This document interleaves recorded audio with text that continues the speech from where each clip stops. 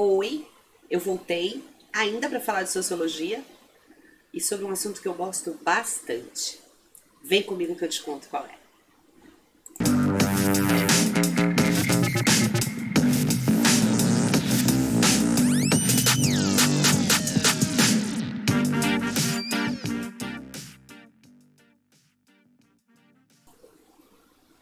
Cultura! E nessa primeira aula sobre cultura, a gente vai desmistificar, desconstruir alguns conceitos que a gente tem sobre cultura, ensinando justamente outros conceitos que pertencem realmente a essa temática, tá? Então essa impressão que a gente tem que cultura é algo muito erudito, que aquilo que eu gosto, que eu faço simplesmente não é cultura. E eu vou deixar uma pergunta aqui para vocês de começo, no final vocês me contam se é ou não cultura. E aí, funk é cultura? Vamos tentar entender um pouquinho mais? Vem comigo. A gente vai iniciar com uma primeira definição do que é cultura, tá? Falando dos conceitos básicos. Essa definição é de Hilário Franco Júnior, tá? Então vamos lá. Tudo aquilo que o homem cria para se relacionar com os outros é cultura. Então os nossos idiomas, as nossas instituições, as nossas normas na sociedade são culturais. Tudo aquilo que ele cria para se relacionar com o meio físico, a roupa, a moradia, as ferramentas de trabalho, de rituais, de uso culinário, por exemplo. Com o mundo extra-humano, as orações, os rituais, os símbolos. E também esse relacionamento que é criado, que advém das relações, das criações do homem, tá? Tem caráter variado e pode ser expressado pelos sentimentos. Então, na literatura, nas artes, uma poesia, uma pintura, uma peça teatral, também é uma expressão cultural. E parece que a gente está muito mais ligado nesse fato dessas expressões sentimentais, né? Então a gente fala que é cultura uma música, uma poesia, um romance, uma novela.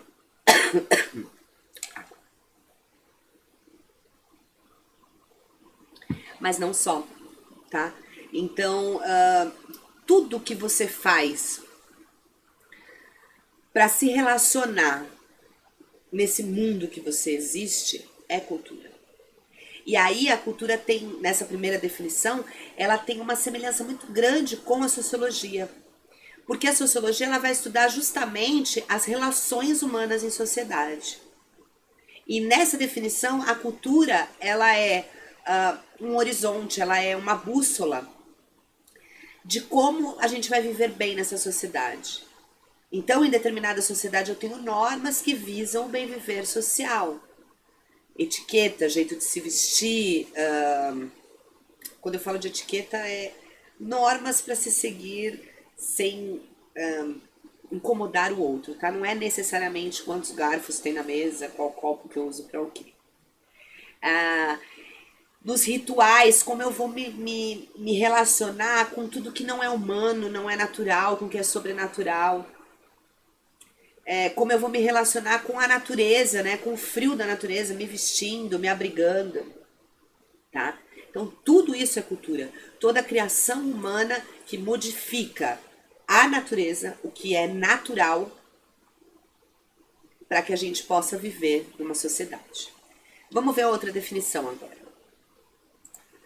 Antes da gente passar para uma segunda definição, também é importante que se diga que essa relação que a cultura proporciona também pode ser de domínio social, através das ideologias criadas e elaboradas pelos seres humanos, de controle sobre a natureza através das técnicas e de busca de compreensão do universo, aí através de matérias, né, de teorias filosóficas ou teológicas, tá? Deixa eu dar uma aprofundadinha nisso aqui com vocês. Quando a gente fala de técnicas para nossa relação com a natureza, então a gente volta àquilo que eu acabei de dizer. O ser humano ele é um ser cultural, desprovido de uma defesa natural, de garras, de presas, de poder voar, por exemplo. Ele utiliza da sua racionalidade para aplicar técnicas né, para elaborar técnicas para sua sobrevivência. Por isso ele é um ser cultural. Somos seres naturais? Sim, somos animais, mas temos esse plus de sermos seres culturais, tá bom? E aí quando a gente cria algo para dominar os nossos semelhantes, chamamos de domínio social, e são as ideologias que servem para isso. Ou para entender a nossa missão aqui, a gente usa a crença, né, a teologia, ou teses baseadas na crença, ou a gente usa a filosofia com teses e teorias baseadas na própria racionalidade humana ou na experiência humana. Agora sim, vamos para o nosso segundo conceitualizador de cultura. A gente vai trazer aqui a definição de Alfredo Bose, tá? Então ele vai dizer que a cultura, ela vem do verbo latino colo, que significa eu ocupo a terra. O mesmo verbo que a gente usa em culto ou colonização, tá? Em colonização parece que ele faz um pouco mais de sentido. Bom, a cultura seria o futuro do verbo colo, né, do verbo latino colo, e significaria o que se vai trabalhar, o que se vai cultivar. Para ele, a cultura é uma transmissão de valores e conhecimentos para as próximas gerações. E aí, nesse sentido, a cultura seria um conjunto de práticas, técnicas, símbolos e valores, tá? Que vão ser transmitidos às novas gerações para garantir a convivência social. Para isso, há uma consciência coletiva, ou seja, ela vai se elaborando e vai participando da vida cotidiana e assim elaborando os planos para o futuro dessa própria comunidade. Vamos nos aprofundar nesse conceito aqui. Então eu saio da mesma palavrinha que serve para o cultivo, que me relaciona com a agricultura. E quando eu planto, eu tenho todo um planejamento para o futuro, para a colheita, tá? Muitas vezes eu posso plantar e não sou eu quem vou colher. Esse alimento vai ser colhido por alguém que virá depois de mim e vai usufruir dele. Então a cultura, nessa definição, e seria uma definição complementar da outra, tá? Uma não anula a outra, ela é algo para deixar para a posteridade. Você já pensou você nascer e a gente não ter uma língua própria? Vou usar o idioma, que é um dos instrumentos culturais mais importantes, vamos dizer assim. E você tem que aprender tudo de novo. Todas as gerações terem que nomear as coisas, dar significado para as coisas novamente. Que complicado que seria. Você não ter uma noção de tradição nenhuma, que vazio que seria. Então a cultura, nessa concepção, ela é o passar para frente aquilo que foi aprendido pelo homem, criado pelo homem, desenvolvido pelo homem. Tá? É uma concepção que se aproxima muito à educação, porque a função da educação é essa, né? Ensinar para quem vem depois aquilo que eu aprendi. E também é necessária uma consciência coletiva para que aceite essa tradição. Porque o momento em que vem uma turma e não aceita, por exemplo, temos uma tradição de ser guerreiros, de lutar por espaço, de lutar por tudo. E aí vem uma nova geração que não aceita isso, que acha que a paz é muito mais importante do que a guerra, não há uma consciência coletiva para aceitar essa tradição cultural, ela é quebrada e ela é mudada. É o que a gente chama de contracultura e a gente vai aprender agora nos fundamentos, nos pontos fundamentais, né, nos fundamentos dessa palavrinha, desse conceitozinho tão cheio de pormenores que é a cultura. Vamos lá. Primeiro ponto fundamental é que todos os seres humanos possuem cultura, tá? Não dá para você dizer que a cultura é uma propriedade de alguém. Ela é inerente, ela nasce conosco, tá? Inerente, ou seja, já vem com a gente. E todos possuímos. O que a gente confunde muitas vezes é a cultura erudita com a cultura popular. Só as pessoas cultas sabem apreciar uma ópera. A pessoa que está numa camada social acostumada a ouvir uma cultura erudita, a ter acesso a uma cultura erudita, né, a ouvir uma música erudita, ou ter acesso a toda uma parafernália de cultura erudita, ela muitas vezes é tida como mais culta. Não existe mais ou menos cultura. Todos têm cultura, mas são culturas diferentes. Por exemplo, a linguagem. Eu estou aqui num ambiente com vocês de certa forma acadêmico, né? Porque estamos tendo uma aula. É óbvio que eu vou procurar sempre usar uma linguagem formal com vocês. Mas por ser uma plataforma mais jovial, mais voltada mesmo a um público descolado, vamos dizer assim, de vez em quando a gente vai usar linguagens do tipo, e aí pessoas, fala galera, porque convém neste ambiente.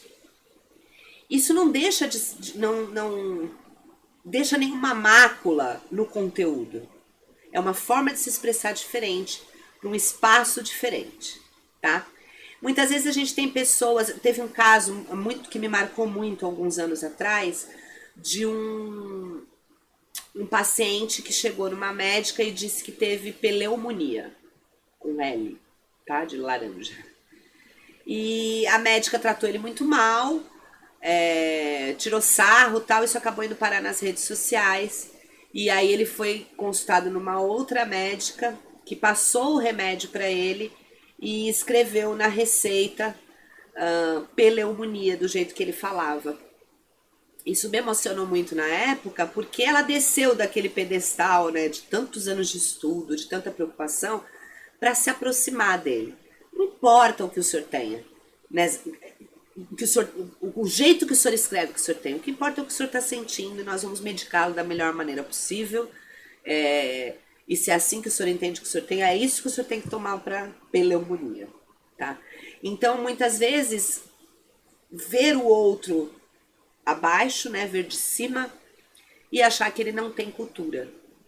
E aí você perde uma enorme chance de uma troca cultural, tá?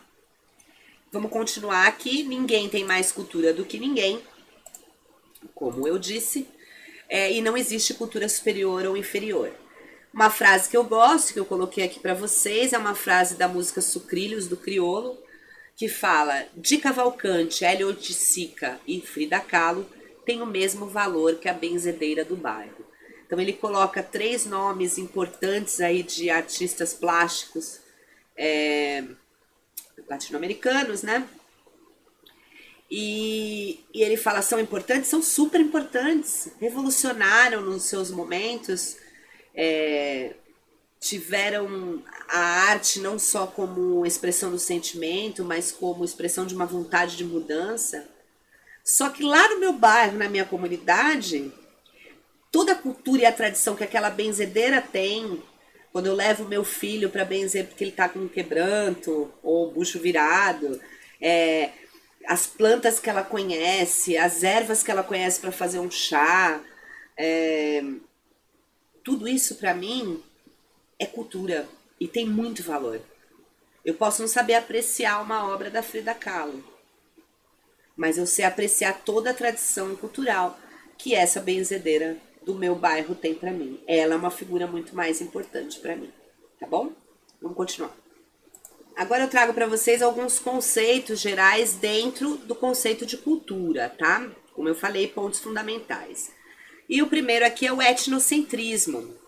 Etnocentrismo é a nossa capacidade ou incapacidade, né, de pensar a própria cultura como superior à dos outros. Então, quando a gente ouve som de preto, de favelado, eu tô falando de cima, né? Eu tô falando, não presta porque só pertence àquela etnia ou só pertence àquelas pessoas periféricas, tá? Da mesma forma, quando eu falo mundo islâmico. É muito comum você olhar para uma pessoa muçulmana e taxar ela como parte de uma série de coisas negativas que a gente remete ao islamismo, né? Generalizando. O etnocentrismo, ele foi o conceito que deu base, né, que segurou o imperialismo. Então, quando as pessoas chegam e olham de cima e falam, ah, eu tô aqui porque o europeu, tá? Esse povo africano precisa de mim. Eles não são civilizados, são selvagens. Olha que boa ação que eu vim fazer aqui. Eu vou transformar a vida deles. Ou quando o português chega aqui e faz a mesma coisa com os povos indígenas aqui residentes, né? Portugueses e espanhóis. Eu vou deixar um link aqui para vocês de uma aula de história sobre imperialismo e neocolonialismo, em que inclusive tem algumas historinhas do Tintim e propagandas que mostram esse etnocentrismo. Quem tiver interesse pode ver, tá? Eu deixei uma frase aqui para vocês da música Sampa do Caetano, que fala que Narciso acha feio o que não é espelho. Para quem conhece a história de Narciso, né, um mito, ele ao se banhar num rio, ele fica tão apaixonado pela sua imagem que ele morre afogado, daí vem o termo narcisista. E quando Caetano fala, aliás, toda a música Sampa vocês podem escutar, também se tiver aqui eu vou deixar o card, ela fala muito disso, do cara que chega numa metrópole, chega do Nordeste numa metrópole do Sudeste e se espanta com tudo que ele vê. E aí ele fala, como se ele pedisse desculpa, né? Me desculpa, mas é que Narciso acha feio tudo que não é espelho. Ou seja, eu tô chocado e tô me incomodando porque eu não consigo me identificar, né? Então tudo que não sou eu, ou não é belo, ou não me gera identificação, eu repudio e perco, mais uma vez, a chance da troca cultural. A gente vai entender um pouquinho mais sobre isso numa videoaula sobre identidade e alteridade. Então, fique ligadinho no canal, aproveita para se inscrever, porque aí você recebe as nossas aulas e vê se tem interesse em assistir ou não, de acordo com o que está nos nossos títulos, tá bom? Vamos continuar aqui que tem mais alguns itens para a gente analisar. Contracultura, que eu até comentei, né, no começo ali, ela vai começar na década de 60, então nós temos alguns movimentos alternativos, os hips, os punks, os grunges são da minha época, eu curti essa onda grunge dos anos 90. Se um dia eu achar uma foto, eu juro que eu mostro para vocês de franjinha, camisa flanelada amarrada na cintura, cabelão, cara de brava. Bom, o que é o movimento contracultural? São pessoas que vão buscar viver com outros valores daqueles que são dominantes, tá? Então, por exemplo, os hippies rejeitavam o consumismo, rejeitavam a guerra, ou seja, os valores que eram dominantes naquela época. Como eu falei para vocês, a gente vem com toda uma tradição cultural, a gente já nasce nessa tradição e muitas vezes a gente não consegue concordar. Não há uma consciência coletiva. Dentro desse coletivismo, alguém se destaca e fala, opa, não concordo. Não acho que tem que mandar jovens para a guerra, no caso dos hips, né? Eu acho isso errado, ou os punks contra o autoritarismo, e eu vou me rebelar contra isso. Simplesmente usando roupas que não são normalmente aceitas pela moda da ocasião, curtindo sons que não são aceitos, usando algumas substâncias que são julgadas pela sociedade, enfim, uma série de coisas que eu vou me colocar contrária para chamar a atenção contra essa cultura que está aí. Por isso o movimento contracultural, tá? E depois nós vamos ter o sincretismo cultural, que é a mistura das culturas, tá? Uma interação entre as culturas, uma assimilação, fusão, ou seja, eu coloquei um monte de sinônimos aí para vocês para sincretismo. E a gente está muito acostumado com sincretismo religioso, principalmente aqui no Brasil, né? Talvez vocês já tenham visto que há determinada época do ano, numa comemoração religiosa, que as mães de santo na Bahia lavam a escadaria da Igreja do Bonfim, em comum acordo com o padre. Então ali a gente tem um sincretismo religioso. A própria Umbanda, que é uma religião que mistura a matriz africana do candomblé com outros rituais tipicamente brasileiros ou cerimônias católicas, ela é um sincretismo, tá? Ela é brasileira, a Umbanda. Então a gente tem esse sincretismo religioso, mas também existe sincretismo em outras áreas. A gente vai ver aqui agora que na música existe sincretismo. Nós temos no Brasil um ritmo tipicamente brasileiro, novo, né, para o mundo, que fez muito sucesso, que é a bossa nova, mas na verdade ele é uma mistura do samba com o jazz, tá? Que foi o jazz que era famoso mundialmente, né, que vinha lá de fora, e o samba que tem uma raiz brasileira vinda dos povos da África e, enfim, juntos eles deram origem à bossa nova. A gente costuma falar que o Brasil é o país do sincretismo, mas eu gosto de perguntar qual cultura no mundo não tem mistura, né? Qual cultura é pura mesmo? Né? Veio ali, sei lá, nasceu ali, cresceu ali, não teve influência de nada. Eu deixo aí para vocês pensarem. Vamos continuar aqui agora com aculturação. É a sobreposição ou imposição de uma cultura sobre a outra, tá? Quando uma cultura chega a ser destruída, a gente fala em etnocídio.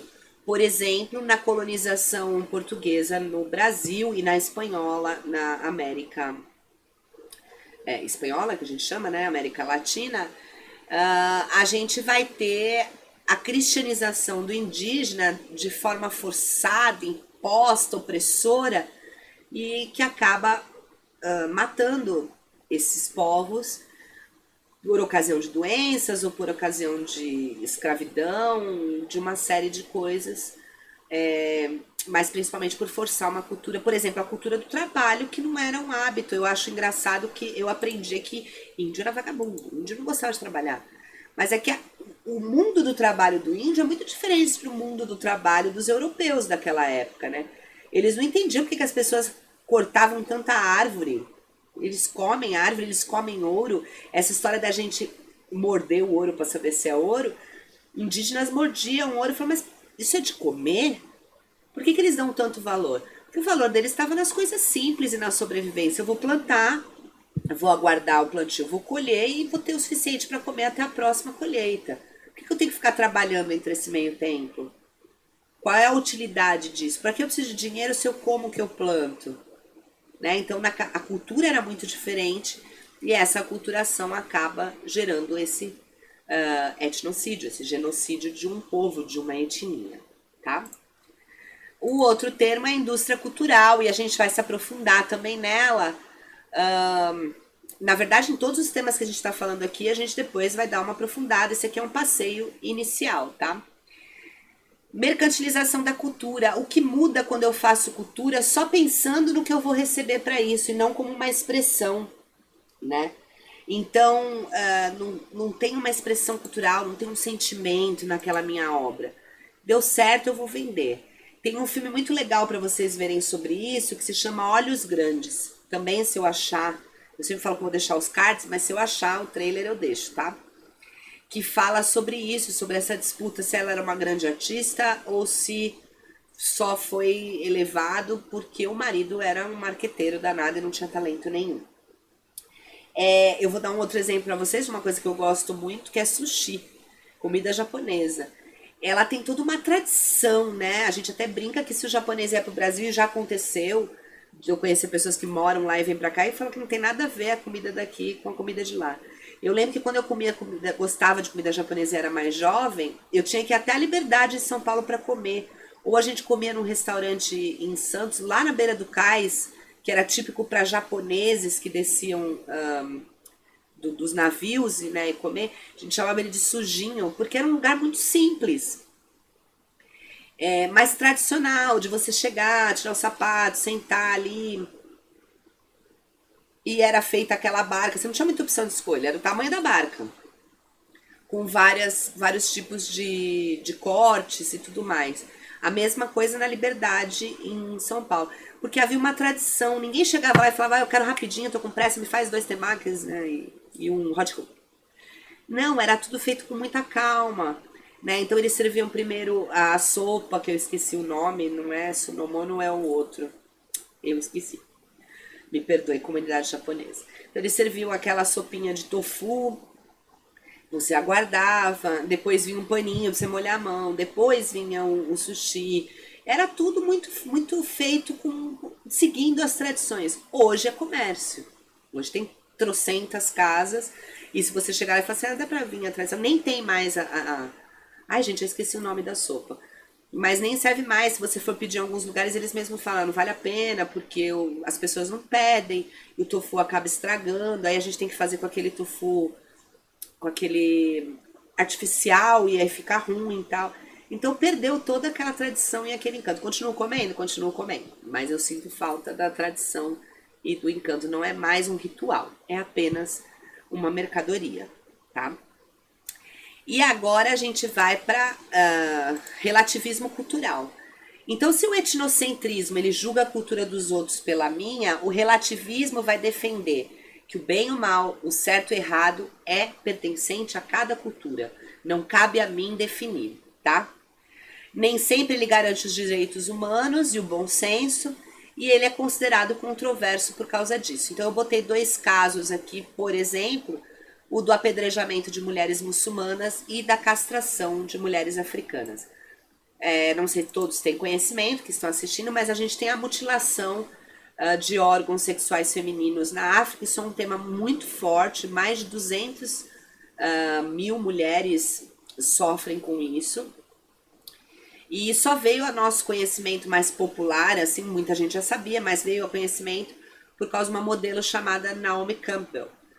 E é trágico demais, porque é uma cultura, é uma tradição, eles acreditam que tem que fazer isso, ou a mulher permanece impura. Ou ela pode trair o marido porque ela sente prazer, então ela vai deixar de sentir prazer, mas mais pela tradição de crença de que ela vai ser impura, de que ninguém quer se casar com uma mulher que esteja intacta no seu órgão sexual, genital. E muitas vezes isso é feito quando elas são muito pequenas ou próximo da idade de ter a primeira menstruação. E com material enferrujado, então isso vai causar problema, já causaria de qualquer jeito, né? Mas piora, então tem muitas mortes. E se a gente tiver uma posição de relativismo cultural, aquela cultura, aquilo é uma tradição. Como é que eu vou me meter nisso? Tá? Válido também para quando apedrejam as mulheres muçulmanas por uma traição, por exemplo. É uma tradição cultural daquela religião, aceita por aquela comunidade. Como eu vou me meter nisso? Se quem sabe o certo e errado da sua cultura é a própria cultura, eu não posso falar nada, tá? Então, por isso ela é controversa, tá? E aqui, por último, a gente vai ter a mutação e adaptação da cultura. A cultura é mutável, ela se transforma de acordo com as necessidades da geração que a produz e que a reproduz. A cultura é importante porque ela expressa uma identidade, tá? O que eu quero dizer com isso, gente? Eu não me sinto pertencente a nada se eu não me identifico com alguma coisa, tá? Então eu, enquanto brasileira, me identifico com samba, me identifico com capoeira, me identifico com caipirinha. Posso não gostar de tudo que tem ali, mas eu me identifico com aquilo. E essa sociedade cultural, ela vai se modificando com as coisas que vão acontecendo. Então, quando eu perguntei para vocês lá na frente, no inicinho do vídeo, se funk era cultura, eu tenho certeza que muitos responderam que não. Porque é as respostas que eu ouço dos alunos nas aulas presenciais. E aí é preciso que se faça um esforço para entender que é algo feito pelo homem. Primeira definição. Feito para expressar o sentimento do homem. Segunda definição. Dentro da primeira definição. E é feito para deixar para a posteridade um retrato daquilo que era vivido. Agora a segunda definição mesmo, né? Terceira dentro da segunda. Então, não é difícil entender que seja cultura quando o rapaz pobre da periferia sai de casa de manhã e ele vê pessoas armadas, tráfico de drogas, ele vê prostituição, Ele vê meninas muito cedo entrando na vida sexual, muitas engravidando, muitas utilizando disso para sair da vida difícil em que vivem. E ele faz músicas com armas, drogas e sexo. Ele está fazendo retrato, ele está retratando, ele está expondo aquilo que ele vive todos os dias. Não tem como ele falar de uma coisa diferente, ele não conhece outra realidade. O que me causa espanto é as pessoas que não vivem aquela realidade e cada vez mais se identificam com ela. Gostam de ouvir, passam nos seus carros ouvindo muito alto. Isso talvez a gente precise estudar enquanto sociedade. O que não torna o funk não cultura. Ele é uma cultura. E que cada vez ganha mais espaço. Aí é que a gente precisa entender. Passei para vocês os primeiros conceitos, os pontos fundamentais de cultura. A gente vai se encontrar ainda para entender a cultura como ação humana, se aprofundar na culturação, no relativismo cultural, na indústria cultural e em todos esses temas que a gente falou hoje. Então fica ligado, se gostou da aula, curte, deixe os seus comentários. Eu tenho dúvidas, professora, eu não concordo com isso, eu concordo com aquilo, eu preciso desse feedback para saber se está funcionando. E se você gostou, como eu já disse, se inscreve para receber os nossos próximos vídeos. Obrigada e fique bem.